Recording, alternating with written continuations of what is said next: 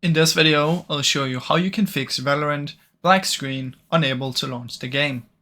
The first step is you want to search for Task Manager. In here, you want to look for details, sort by the name, press anywhere and press V.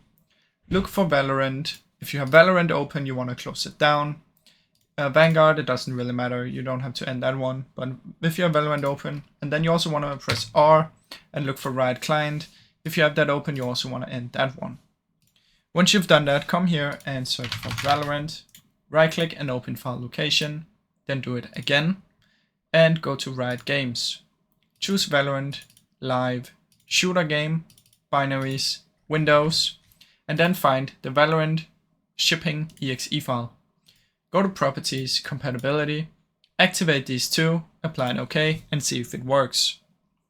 If it still doesn't work, come here and search for View, Advanced System Settings, Environment Variables, press New on the bottom here. Then in here you want to type these two, and I'm going to put them in the description. So the first one is this, the second one is this.